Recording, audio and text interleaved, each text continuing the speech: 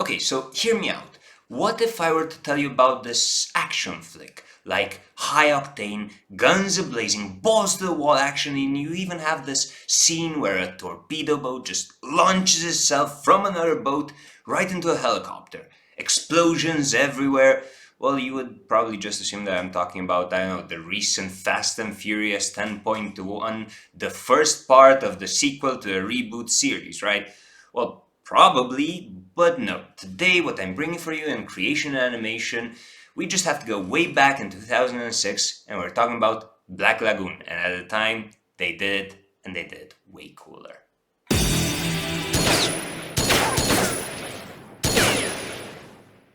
So what made me decide to talk about this anime in particular is a sort of a recent-ish ongoing debate. There is a certain discussion about strong female characters, or better yet, lack of said characters within movies, TV series, and so on and so forth. You see, what Black Lagoon did at the time was to present a cast of strong, powerful, rather scary actually, female leads. There is, however, one problem. These characters are not what I would call positive. They are not meant by any means necessary to be positive models. And this is largely due to the setting the anime portrays. You see, most of these characters are cold-blooded, merciless.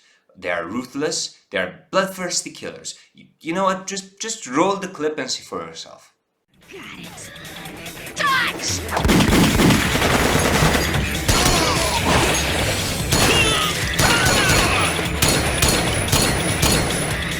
She's smiling. Yes, yes, she is in fact smiling while murdering people left and right nonetheless. But you see, there is an explanation for her behavior, one that may be easily found within the setting and the world Black Lagoon portrays. You see, we find ourselves within a kill or be killed environment. We are in Ranapur, a fictional city somewhere in Minor Asia, and within this city, everything and anything that is even remotely illegal happens on a daily basis. We are speaking about drug dealings, arm dealings, prostitution, contract killings. We are speaking about the worst of the worst, the most unfathomable shithole that you may think on this fucking planet. So the reason why the characters that are depicted in Black Lagoon are also pretty much homicidal maniacs is exactly because of their circumstances. However, they chose not to be killed within this environment. They chose to survive, and although scarred, they chose life rather than a miserable and horrible ending. This came, however, at the price of part of their humanity, and they are fully aware of this. You see, amongst the excessive violence and all of the shooting, there are certain moments where there are hints of sadness that mix with the dark, wretched, and almost inescapable past. That is the sensation that you get. Within the narration, these moments become very evident and highlight the unescapable backstory of our heroines, or in this case, anti-heroines. I mean, just look at Revi's eyes.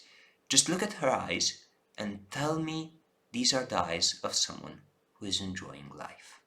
No, no, they are not. And that is exactly what Black Lagoon is to me. It creates a world that is not positive in any shape or form imaginable. But however, it depicts just how fucked up a situation can become. The characters are aware of what they had to do to manage to survive. They are broken, but also succumbing to the sense of dread that they feel from their past would also mean that all their efforts was in vain. So they follow through.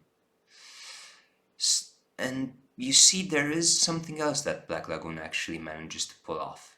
It reminds us that similar situations, similar shithole of places, are actually way closer to our own reality than the fictional nature of anime. It's just something more that reminds us of what the world is. And hopefully, not many of us are actually able to experience that harsh reality. But still, it is a very good reminder. Anyway, that's all for me. Don't forget to breathe. Don't forget to smile. See you next time.